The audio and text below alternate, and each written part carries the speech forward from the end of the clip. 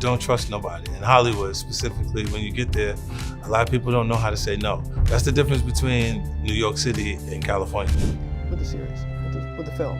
I mean, I think the intention is to give a more full-bodied experience to what happened, you know, from the people that agreed to sit down and to participate. And I feel like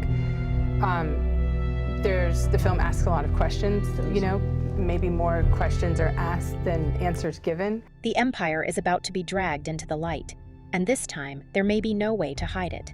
For months, people believed the fallout around Sean, Diddy Combs, ended with a prison sentence and a wave of ugly headlines. But insiders now say that was only the beginning. What was supposed to stay buried behind prison walls is suddenly spilling into the open, and new leaks are pointing toward an even bigger circle.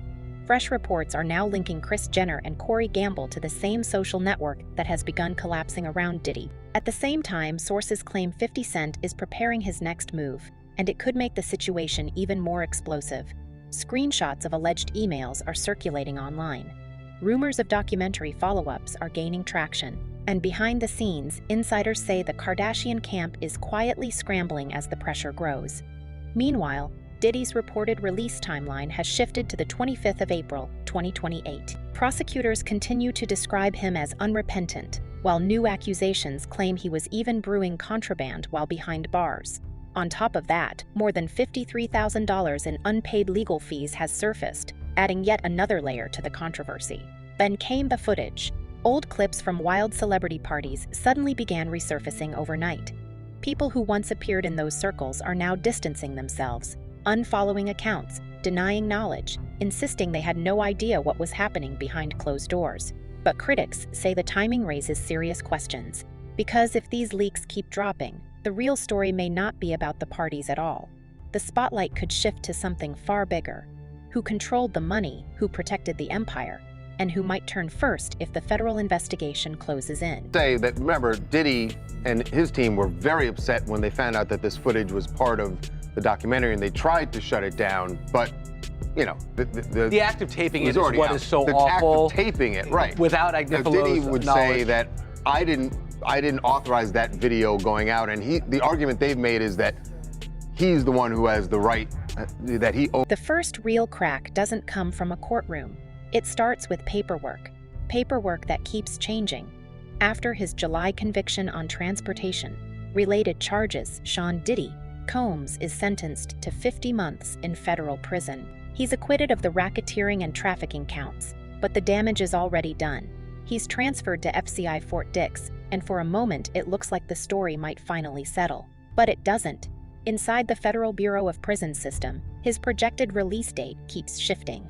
One posting says May, then it becomes June. Then suddenly it changes again, landing on the 25th of April, 2028. Meanwhile, prosecutors argue he deserves more than 11 years, while defense attorneys push back, insisting the sentence should have been closer to 14 months. By October, Diddy appears in front of Aaron Subramanian and delivers a public apology. He calls his past behavior disgusting, shameful, and sick. He tells the court he's sober after 25 years of addiction, claiming the man who built that reputation no longer exists. On paper, it sounds like redemption.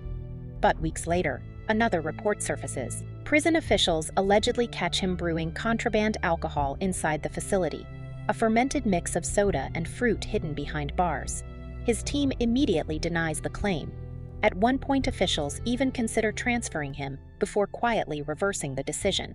That contradiction, redemption in statements, discipline issues in reality, refuses to stay contained. It spills outward into the circles he once controlled. That's when old stories start resurfacing. Singer Aubrey O'Day appears in a Netflix series and reads from an affidavit describing a disturbing studio incident from years earlier, something she says she barely remembers. She also references explicit emails dated the 23rd of March, 2008, and claims she was removed from a group project after refusing certain advances. During production, investigators from U.S. Department of Homeland Security reportedly contact her, restricting what she can publicly discuss. At one point, while rehearsing for a tour, she breaks down emotionally, saying it feels like she's carrying 300 pounds of weight. And suddenly, those details start changing how people view the past. Private gatherings that once looked glamorous now carry a different tone. Old clips begin circulating again, including footage from 2014 featuring Khloe Kardashian. In the video, she casually describes leaving a party early in the morning, telling her sister that half the guests were without clothes. She even drops names in passing, including Diddy and a young Justin Bieber. 2 years later, she appears on a talk show praising his events, calling them legendary. At the time, the audience laughs and the moment feels harmless. Now, the same footage lands very differently. Reports from In Touch Weekly claim members of the Kardashian circle are quietly growing nervous, worried about what could happen if federal investigations expand, and testimony begins pulling new names into the spotlight. One of those names is Corey Gamble, who appears again in photos and reports from overlapping celebrity gatherings. Sources mention appearances at high-profile birthday parties, including Diddy's 50th birthday celebration in 2019, where other industry figures like Tyga were also present. None of this, on its own, proves anything illegal, but in the shadow of convictions, investigations, and prison records that keep changing, proximity suddenly starts to feel a lot heavier. Maybe the judge is going to give him more than time served. But we should say that the maximum he could get is 20 years. And that's what I want to get into for a minute, because this is some racist you-know-what. The official message from the Kardashian camp is simple: distance. Representatives connected to Kris Jenner and Kim Kardashian insist they were never involved in the so-called freak-offs, described in federal filings tied to Sean Diddy Combs. They emphasize that many of his events were simply glamorous celebrity gatherings, nothing illicit. But the timeline is where things start getting uncomfortable.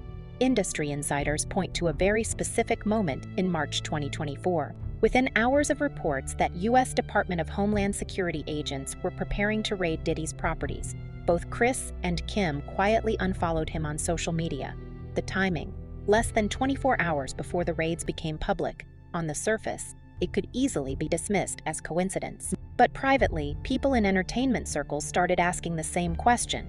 How did they sense the shift before everyone else did?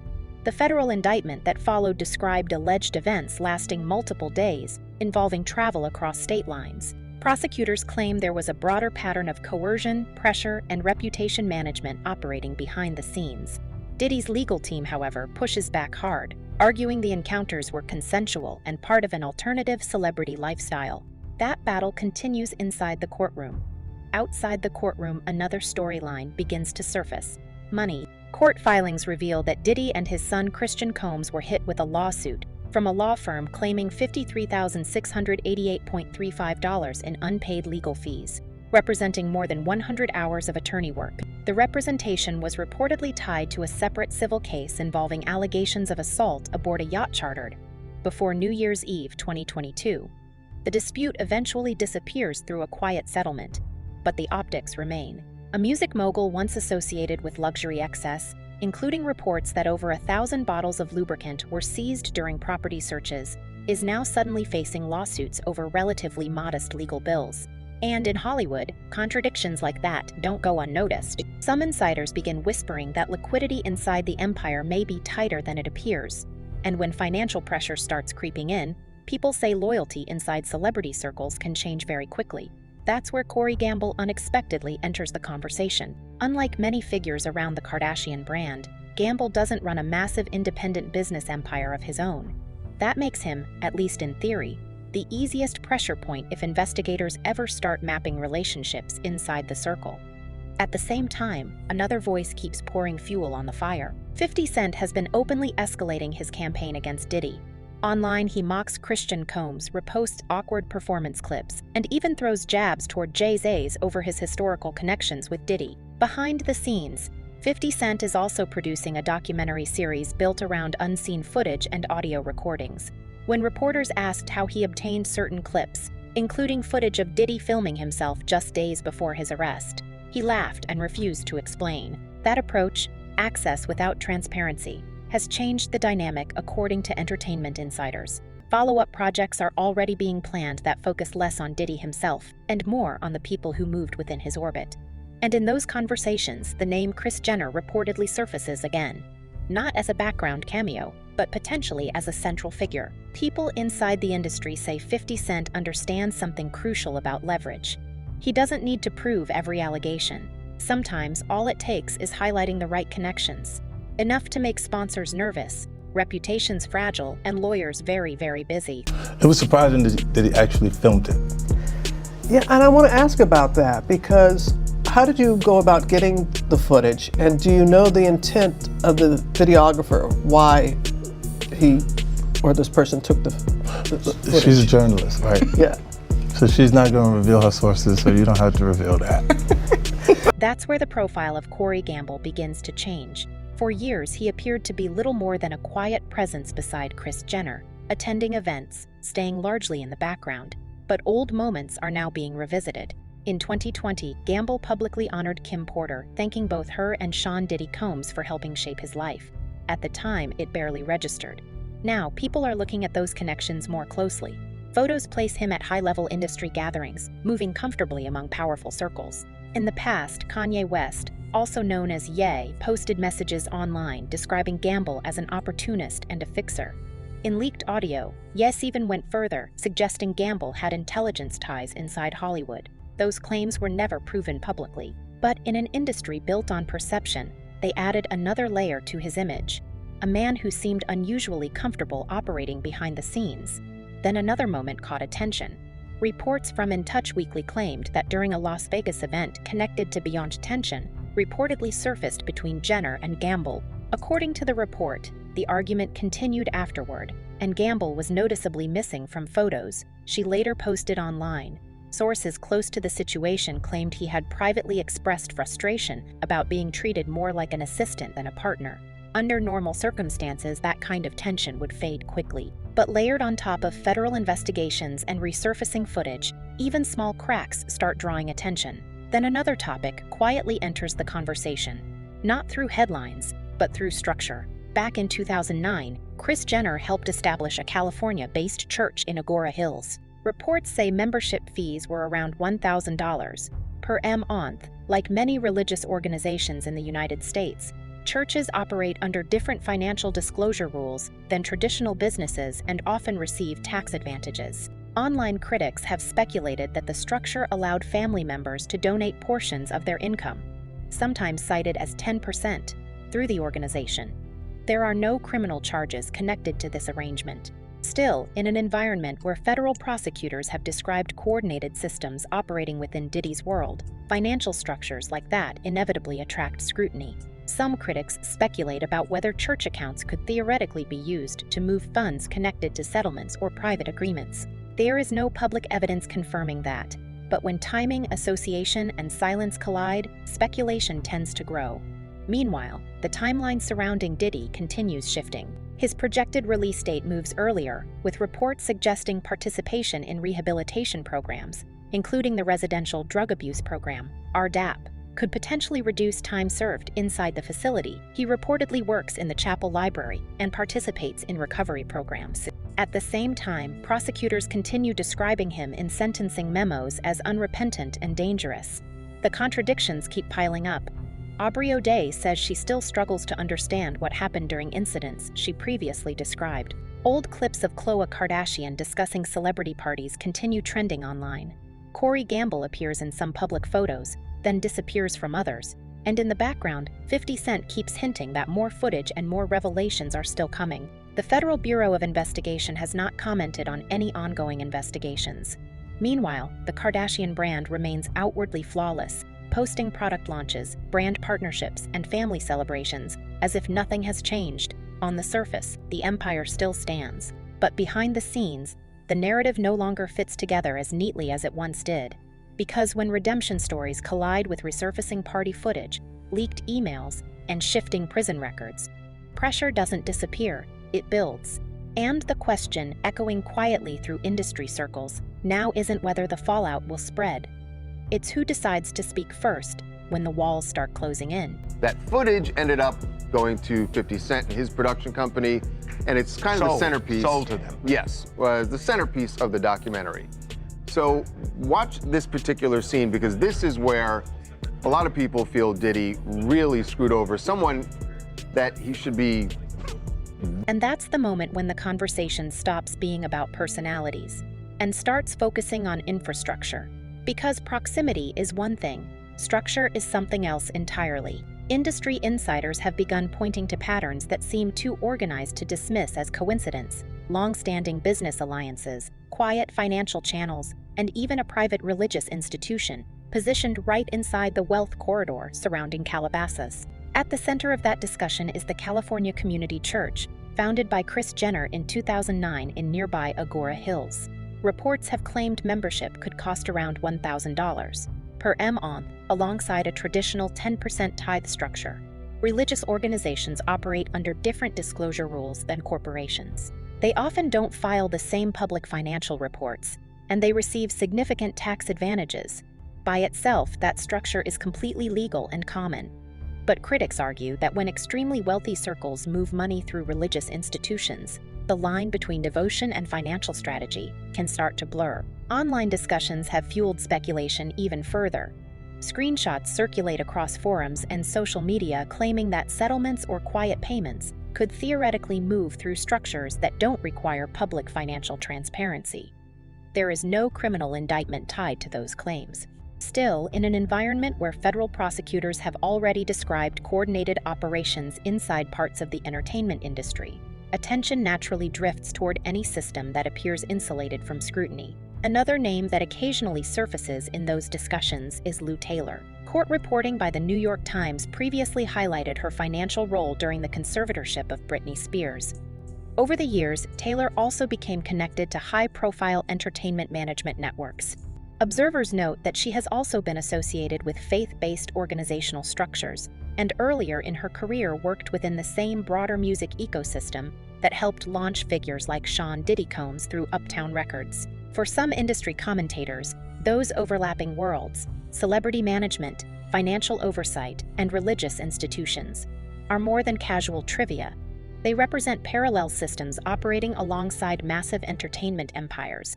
None of those links on their own prove wrongdoing, but they create adjacency. And adjacency becomes combustible when even one node inside the network falls under federal scrutiny. According to people familiar with the entertainment business, whenever financial managers and faith-based entities appear anywhere near a growing scandal, legal teams immediately begin preparing defensive strategies. The whispers circulating through Hollywood don't make direct accusations. Instead, they point to something more complicated. Not a single party, not a single photo, not even a single relationship. They suggest architecture. And architecture, unlike gossip, is far harder to explain away. A pre-existing beef, right?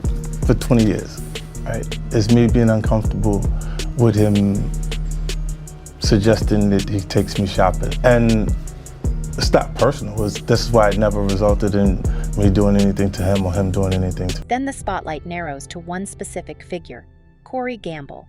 Before entering the Kardashian orbit, Gamble worked within the music industry, spending time around touring and artist management, circles linked to stars like Justin Bieber. Critics often describe him as someone familiar with the less glamorous side of celebrity logistics: confidentiality, backstage coordination, and sometimes crisis management. In other words, the kind of person who understands how the machine works when things go wrong. His public tribute to Kim Porter once read like a message of loyalty to the extended family surrounding Sean Diddy Combs. Over the years, he also appeared quietly in background photos at elite industry gatherings. Events that, in hindsight, are now being examined far more closely. He was rarely the center of attention, and that position can be strategic. In powerful circles, the people who operate behind the scenes often hold the most information. They stand near influence without becoming the public face of it. Fixers don't chase the spotlight, they manage the fallout when the spotlight arrives. That's partly why old accusations from Kanye West, also known as Ye, keep resurfacing online. In a series of deleted posts and leaked audio clips, Ye labeled Gamble an opportunist and even hinted at intelligence connections inside Hollywood. Those claims were never proven, but once something enters the internet's memory, it rarely disappears completely. Latter sightings only fueled speculation. Reports of tense exchanges between Gamble and Kris Jenner at public events, followed by his absence from carefully curated social media photos, led online observers to interpret the moments as potential cracks within the inner circle. Sources close to the situation say any disagreements were simply about public image and exposure. But when pressure grows, someone inside the system usually absorbs the shock. The question quietly circulating now is whether Gamble would be willing to play that role. Meanwhile, 50 Cent continues applying pressure from the outside, carefully revealing just enough to keep attention locked on the story without showing everything he claims to have. His comments about including a Jane Doe voice in a documentary project suggest a larger narrative strategy. Rather than portraying Diddy as a lone figure, the framing appears designed to examine the entire culture and power structure surrounding him. He repeatedly references the age and power imbalance in the relationship between Diddy and Cassie Ventura, highlighting how young she was when she entered that world. That framing matters because public sympathy can shift quickly when the story moves from celebrity scandal to systemic imbalance. Sources close to the documentary's production claim 50 Cent may be sitting on additional material connected to people who moved through the same social circles. He hasn't confirmed any names, and strategically he doesn't have to. Sometimes the implication alone is enough. Boardrooms start paying attention. Advertisers evaluate risk. Streaming platforms quietly measure potential legal exposure. And for a brand like the Kardashian empire, which has been built on tightly controlled narratives and careful perception management, that kind of outside storytelling introduces a new threat. Because once someone outside the machine controls the footage, the interviews, and the narrative threads, the battle is no longer just about defending against prosecutors. It becomes a fight over who gets to tell the story. I've never before seen footage of the days leading up to his arrest. Can you just talk a little bit about it? Was there anything that surprised you from that footage? The footage, well, I mean, I think it's rare to find someone who's being, talked about all over the country. All eyes were on him, so to speak. And it was really interesting to see his last days of freedom, And that's exactly where the real vulnerability begins: storytelling. The Kardashian empire was built on visibility, confession, carefully curated chaos. For years, Kris Jenner and her family turned controlled transparency into a business model. Scandals weren't hidden. They were packaged, framed, and monetized. But that formula only works when you control the angle. Now the angle is coming from somewhere else. Take the resurfaced clip from Khloe Kardashian describing a party where, in her words, half the people were naked. At the time, it sounded like playful celebrity chaos. Today, under the shadow of investigations tied to Sean Diddy Combs, the same moment feels less like humor and more like context. When insiders say the family fears the possibility of being called to testify, old jokes start looking a lot like potential deposition material. Even social media activity is being re-examined, not for style, but for timing. Silence becomes strategy. Public statements slow down. Publicists tighten the messaging. Meanwhile, in legal filings connected to Diddy's case, prosecutors describe his past conduct as involving violence and coercion, arguing the seriousness of the convictions justified a potential sentence of more than a decade. That language is directed at him, but the gravity of it echoes outward. Anyon, who once moved within that ecosystem, now faces a different set of questions than they did before. The tension becomes even sharper when internal relationships are considered. The partnership between Corey Gamble and Kris Jenner has long been described as mutually beneficial. She offers influence, wealth, and status. He provides discretion and operational calm behind the scenes. But discretion under federal attention can quickly transform into risk. Reports from Las Vegas hinted at visible tension between the pair during a high-profile event. Later, observers noticed Jenner posting photos alongside major figures like Oprah Winfrey and Gayle King, while Gamble was noticeably absent from the carousel. Maybe that omission means nothing, or maybe it signals distance. Industry veterans know that when high-net-worth families anticipate scrutiny, they often begin compartmentalizing relationships. Legal advisors encourage minimizing shared appearances and tightening public optics. If someone inside the circle holds knowledge about guest lists, financial movements, or behind-the-scenes arrangements, that person can become both a shield and a liability. And if investigators ever expand their focus toward financial channels surrounding Diddy's broader network, anyone connected to nearby structures could suddenly find themselves under a brighter light. At that point, loyalty starts competing with survival. People who once benefited from the association begin quietly calculating their exit strategies. What makes this moment volatile isn't one explosive revelation. It's convergence. A powerful music mogul now sitting inside a federal facility, a shifting narrative of apology and rehabilitation, a documentary effort from 50 Cent attempting to reshape the public memory of the era, old party footage resurfacing in real time. a private church structure tied to celebrity wealth, a behind-the-scenes operator standing between multiple circles of influence, and a global brand built on intimacy suddenly facing narratives it doesn't control. Each piece alone can be explained, but together they create gravity. Insiders describe a quiet atmosphere across parts of the industry. Not panic, but watchfulness. No one wants to make the first wrong move. No one wants to react too loudly. Yet the silence itself feels coordinated. And in a landscape where prosecutors have already described certain operations as enterprise, like coordinated silence naturally attracts curiosity. When multiple players close ranks at once, observers start asking what they might be anticipating. So here we are, a convicted mogul behind bars, a reality television dynasty guarding its perimeter, a behind-the-scenes operator standing at the crossroads, a producer hinting that more revelations are still coming, and an industry quietly watching to see who moves first. Is Corey Gamble protecting secrets, or protecting himself? Does the church structure represent faith, financial strategy, or both? Why did certain social media moves appear to align so closely with federal action? And if more footage or correspondence surfaces, whose names will appear next? One thing is clear: this story isn't fading. It's circling, and everyone is waiting to see where it lands next. Drop your thoughts and theories in the comments. Which side of the story do you believe?